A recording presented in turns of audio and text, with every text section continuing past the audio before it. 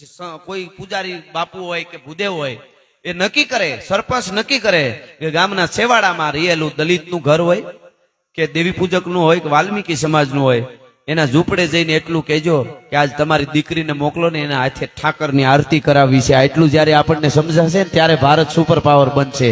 એ હકીકત છે. બાકી વાતું કરવી બહુ સહેલી છે, કોઈ પ્રકારની વાતો હું આમ કરી દઈશ. નું એક જણો એક જુવાન બહુ ઊંચો ઊંચો થતો હતો, મને કોક મોકો આપી દો ગામમાં તો ગામનો નકશો બદલાવી નાખો, તાલુકાનો નકશો બદલાવી નાખું, મને એક મોકો આપી દો. ઊંચો થતો હતો જુવાનો, મને આમ બદલાવી નાખું, આ બદલાવી નાખું, ગામની શકલ બદલાવી નાખું. એમાં એક બાપા ઉભા થયા, ઉભો થઈ બે નાખ્યો બાપાએ, અને પછી કીધું કે આને પરણાવી દો, લગ્ન કરી દો. એમપી હોય કે ઠેઠ વડાપ્રધાન સુધી હોય કે ગામના કોઈ મોટો, પણ હું જે બોલવાનો છું એની મને ખબર છે. અમને અમીરાતની ખમીરાતની દેશભક્તિની મહાપુરુષોની સુરવીરોની સતી નારીઓની આવી ફરમાઈશો આવે ત્યાં સુધી સનેડાની ફરમાઈશ આવે તેથી ડીઝલ રિક્ષા લઈ લેવી, બાકી પ્રોગ્રામો બંધ. એના માટે નથી બોલતા સાહેબ. અમારા દેશના મહાપુરુષો આવા છે, અમારા દેશની સતી નારીઓ આવી છે, અમારા દેશના કેવડા કેવડા બલિદાન સાહેબ. હું તો આ બધા ગોતી ગોતીને લઈ આવું છું. જેટલા જેટલા મહાપુરુષો થઈ ગયા એને વંદન છે ભારતમાં. હા, હું એમાં બોલ્યો છું કે આદિવાસી સમાજ અને ઠાકોર સમાજ ઉત્તર ગુજરાતના ગામના ગામ ભડકે બળી ગયા અંગ્રેજોને સામે લડવામાં, પણ પાછી પાની નહોતી કરી દેશને આઝાદ કરવામાં. એના માટેના આ ઠાકોરોને વંદન છે, આદિવાસીઓને વંદન છે. એવા એવા બલિદાન દેવાના, ત્યારે હું તમે આનંદ કરી છે, એમને નથી થતું. અને વલ્લભભાઈ માટે હું તો ઘણું બોલ્યો છું, આપ જાણો છો, પણ એક વાત શરૂઆતમાં કહી દો, પછી મારે માતાજીના ગુણગાન જે મને વાતો આવે છે હું આપના આગળ કહેવાનો છું. પણ સાહેબ, જ્યારે એક તો પેલા ભારતના જેટલા જેટલા મહારાજાઓ જેમણે સહી કરી દીધી અખંડ ભારત બનાવવા માટે, એને વંદન છે સાહેબ. ખુરશી આપણે બસમાં 2 કલાક નથી આપતા કોઈ. એકચ્યુઅલી મારું પોર્ટફોલિયો, મારું પોકેટ મેં પેલા મૂકી દીધું હતું, પણ હવે 2 કલાક બસની સીટમાં આપણે સીટ ન આપી શકતા હોય. એ બાપ દાદાએ માથા કાપી અને રજવાડા આપ્યા હોય. વલ્લભભાઈએ કીધું કે અખંડ ભારત નહીં રહે, ટુકડા ટુકડા થઈ જશે. આફ્રિકામાં 52 દેશ છે. એવી આપણી, તમારે ગિરનારમાં સિંહ જો આવવું હોત ને, ગિરનારમાં ભવનાથમાં કે તમારું સોમનાથ આવવું હોત ને, તો ગોહિલ કુળ એને કીધું કે મારો ભારત અખંડ રહેતો હોય ને તો 18 ભાદર ઓળખોળ છે, મારે કાંઈ જોઈ નહીં. ભલા માણસ, તમે વિચાર, પ્રજા જેમ પ્રજા થઈને રહ્યા.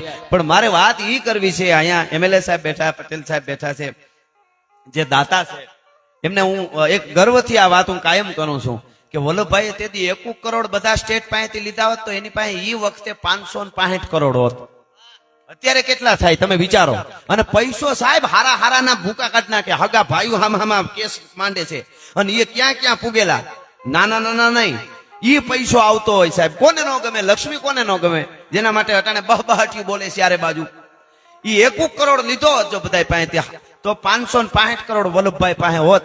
પણ સાહેબ, જે માણસ ધરતી માથેથી વિદાય લે, આ દેશનો એક નાયબ વડાપ્રધાન હોય, જે ગૃહ પ્રધાન હોય, એ વિદાય લે ને તો એના ખાતામાં પૂરા 300 રૂપિયા નો નીકળે ને, એના 3000 કરોડના ટેચ્યુ બને. એમનેમ નથી થતું, જેડે તેડેથી નથી એ કીરત હુંદા કામ, જો ચીરી જે ચામ તો રાણા રગત નીકળે.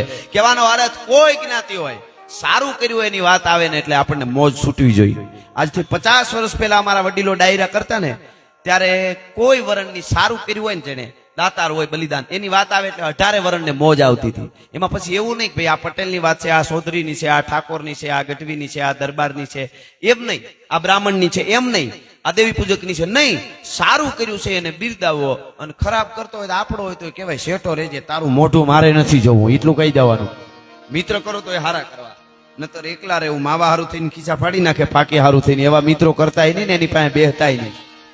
હા, એટલે એવી વાતો ચારણ તરીકે આવ્યો છું. એટલા માટે હું અમારો ડાયરો પણ અહીંયા ઘણો દેવરાસણ છે પાસે, એટલે આવ્યો છે બધો ડાયરો. એટલે હું એ બધી વાતો આપના આગળ સંસ્કૃતિ સભર વાતો કરવાનો છું, આપને મોજ આવે. અને આમ જો આ બાજુ ચારે બાજુ હાવ લૂંબો ઝૂંબો છે, હાવ પારેટી ભેહની દૂધની તર જામે એવો ડાયરો જામ્યો છે. એટલે એવી વાતો હું આપણા આગળ કરવાનો છું સાહેબ. કેવડા કેવડા બલિદાનો, આ બધા એને આપણે યાદ કરતા રહેશે તો ધરતી નિશાસા નહીં નાખે. નકર જોવો ને ગરમી પડે છે, આપણને કાંઈ પાવર હોય કાઢી નાખવાનું. ઝાડવા વાવીશું, પ્રકૃતિનું રક્ષણ કરીશું, જ્યાં એને કચરો નહીં કરીએ, નદીઓને ચોખ્ખી રાખશું, દરિયાને ચોખ્ખો રાખશું તો વાંધો નહીં. ને કે આ 45, 46, 50 ડિગ્રીએ પૂગે છે, એનું 100 ડિગ્રીએ પૂગતા વાર ન લાગે. અને 100 ડિગ્રીએ પૂગી જાય તો આપણે એટલું જ થાય હો ખાલી. આપણો ઈ એટલું જ થાય, ખાલી ભસ્મ સીધે સીધા. એટલે એ પ્રકૃતિ. અત્યારે જો વરસાદ થાય છે અમારે ગીરમાં, 1 મહિના થા વરહે, ઘાસ લીલા થઈ ગયા છે, ઝાડવા લીલા થઈ ગયા છે. 1 મહિના વરસાદ વરહે. ઉનાળે આવું ભાડ્યું, વડીલો અહીં બેઠા એને પૂછો, આવે માવઠું થાય, 2 દી આવે, બપોર પછી ચડે, ક્યાંક વરહે ક્યાંક નો વરહે, 2 ખેતરમાં હોય તો 7 ખેતરમાં ન હોય, એવા માવઠા થતા હતા. આમ એલા ન થતા. એનું કારણ આપણે ભૂલ્યા, પ્રકૃતિને બગાડી. પ્રકૃતિને તમે હું જેટલી બગાડશો 1-1 રૂપિયાનો હિસાબ લેશે, એ કહી દઉં. આ એક વાત માના સાનિધ્યમાં મેળવો છું, એટલે આ માનું જ રૂપ છે. એ આ પ્રકૃતિને આપણે બગાડી, ભગવાને રાજી નો થાય, ખોડિયારે નો થાય, માં મેલડીએ નો થાય, માં સેતુય નો થાય, ચેહરમાય નો થાય. એનો એક દાખલો આપીને દુહાસનની શરૂઆત કરું. આ માતાઓ બહેનો બેઠા છે. કોઈ બેન દીકરીને એમ થાય કે મારે, કોઈ બેન દીકરી એમ કે દીકરી હારે જાય ત્યારે કે મારો પતિ મારો પરમેશ્વર, મારો પતિ જ મારું બધું, મારો પતિ જ ના ડગલે ચાલુ, મારો પતિ જીવે તો જ જીવું, મારો પતિ ન જીવે તો હું જીવી ન શકું, બધું મારું, મારો પતિ જ મારો સર્વસ્વ, મારો પતિ, મારા પતિ સિવાય જીવી ન શકું, એના સિવાય રહી ન શકું. આવું કોઈ દીકરી કહે, પણ પછી એમ કે મારો પતિ મારું સર્વસ્વ, પણ એના માં, એના બાપા બાપુજી, એમનો પરિવાર, એની ઓફિસ, એનું ખેતર, એનું ઘર, એને મારે કાંઈ લેવા દેવા નહીં. તો પતિ શું કહે, તો તું તારા ઘરે રહેજો, હું મારા ઘરે. ઈ સારું લાગે. મારો પતિ મારો પરમેશ્વર, એના મા બાપ, એનું ખોરડા, એના ઢોર, એની ઓફિસ, એનું, ઈ મારે કાંઈ લેવા દેવા, એને મારે કાંઈ નહીં. તો કહી દે ને કે તું તારે ઘરે. તો આપણે એમ કહીએ મારી માં, મારી મેલડી, મારી ખોડિયાર, મારી સેતુ, મારો ઠાકર, મારો ભગવાન, મારો શિવ, ઈ બધું કહી અને એનું જ રૂપ પ્રકૃતિ, દરિયો, નદીઓ, ઝાડવા, એને કાપે જાય, બગાડી જાય. એ તું હવે જોઈ લેવું, તને જોઈ લઈશ, તું તારા ઘરે ને હું મારા ઘરે. તો પ્રકૃતિને જેટલું આપણે એટલું નુકસાન કર્યું છે. આપણે ખરા પાણી આવી ગયો, અમારો દરિયો એટલો આખો આવી જાય ને તો આડા બેલાની ખાણ્યું ખરી કરીને. ભગવાનની સિસ્ટમ કેવી છે, એને બેલાની આખો થર મારેલા છે દરિયા કાંઠે. જે બેલા નીકળે ને આપણે પથ્થર, ધોળા પથ્થર, તો ઈ આપણે કાઢી લીધા. એટલે ઓલું ખારું પાણી આ બાજુ, એને ફિલ્ટર ગોઠવ્યા હતા, બોલો પ્લેટું ગોઠવી હતા. તને જે ફિલ્ટર આવે એની સિસ્ટમ, ભગવાન જોવું હોય, માતાજી જોવી હોય તો તમને જ્યાં જોવો ત્યાં દેખાય. ઈ આપણે બધા ઈ કાઢી લીધા.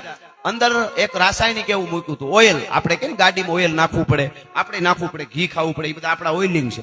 તો ઈ ઓઇલિંગ ને બધું ઈ કરે, તેલ બધું ઈ ધરતીમાં ભગવાને કર્યું હતું. ઈ પેટ્રોલ ને ડીઝલ ને એ મીંડાસ કાઢવા. હવે કઈ બધું ગોટો વળી જાય નક્કી નથી. બચાવશે તો માં ખોડિયાર બચાવશે, માં મેલડી બચાવશે, માં સેતુ, શિવ, કૃષ્ણ, દ્વારકાધીશ.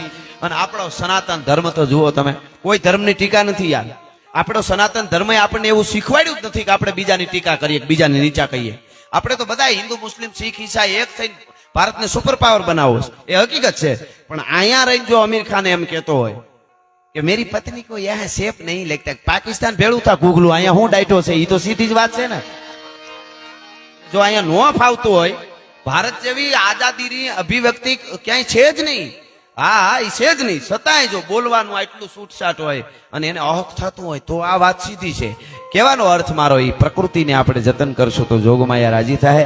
આજનો આ કાર્યક્રમ ભક્તિમય કાર્યક્રમ, આપ સરસ રીતે દાદ આપીને 3 કલાક તમે કદાચ પૈસા હોય આપજો, ન આપી શકો 3 કલાક 4 કલાક જે પ્રોગ્રામ ચાલે ત્યાં સુધી બેસીને સાંભળશો ને તોય ખોડિયાર ને મેલડી તમારી, મને માં સેતુ તમારી હાજરી પૂરી લેશે, કારણ સરસ રીતે સાંભળ્યું છે. એટલે દુઆસનથી શરૂઆત કરીને મોજ આવે એવી વાતો કરીશું આપણે. એટલે તોય ધકમાર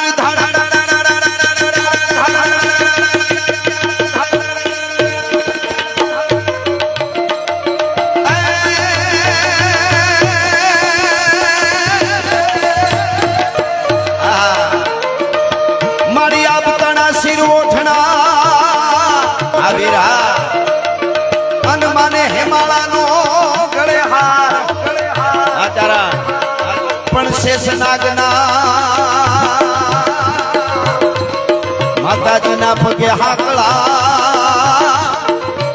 એ મારી શક્તિ સજે શણગા, સજે શણગા. હવે હા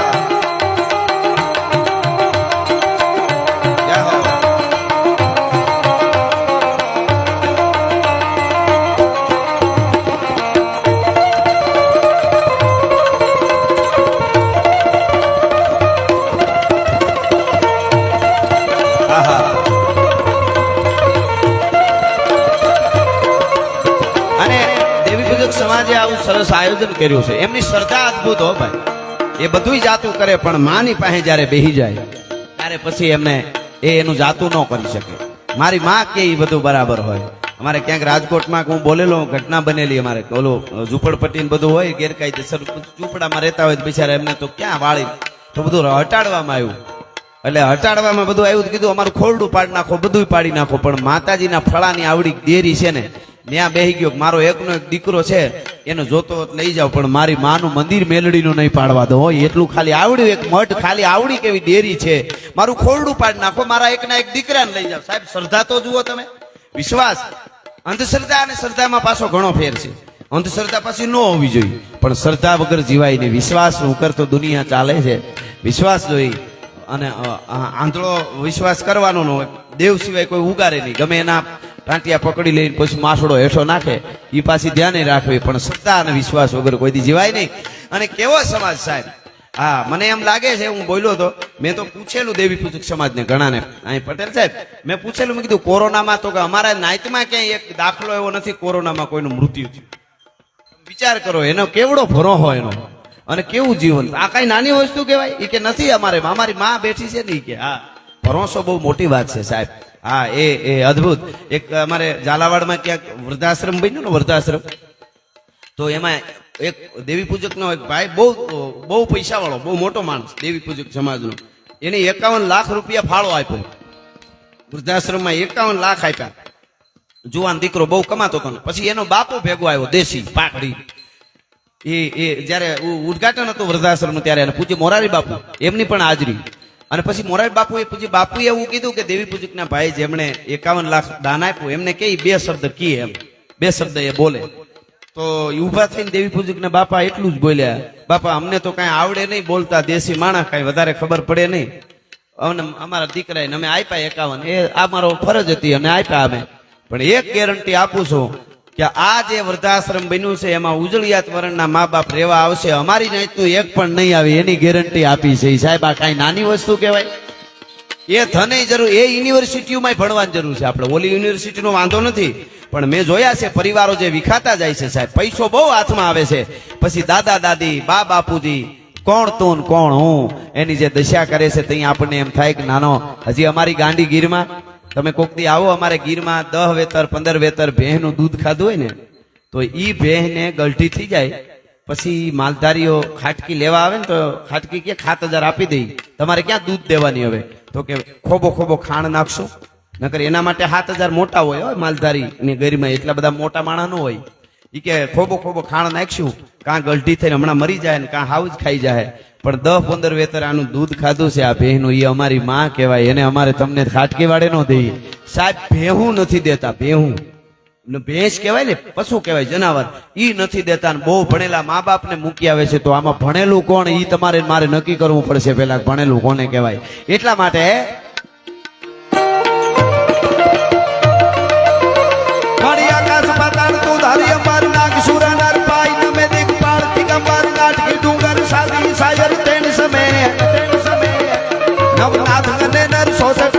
હાથ પસારીએ તેમ હરી રવરાઈ રવસીએ જગ પ્રભસીએ વકળ વેસીએ કિશોરી મારી વકળ વેસીએ કિશોરી દેહો આહા.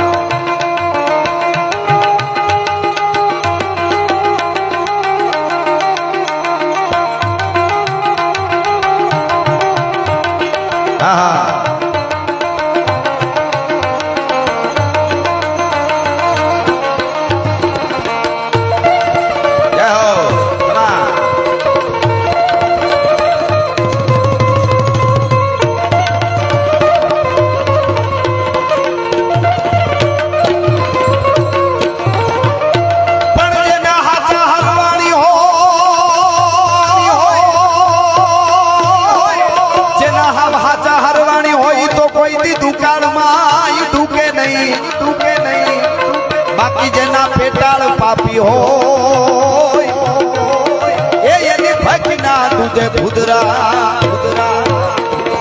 આહા જય હો.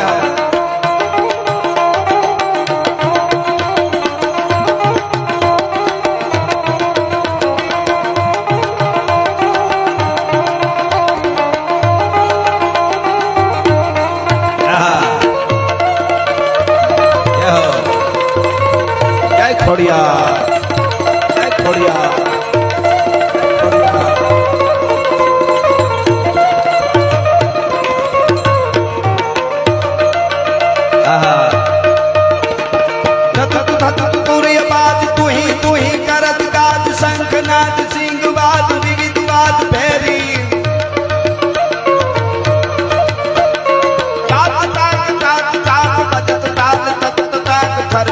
बरकत लकार चंद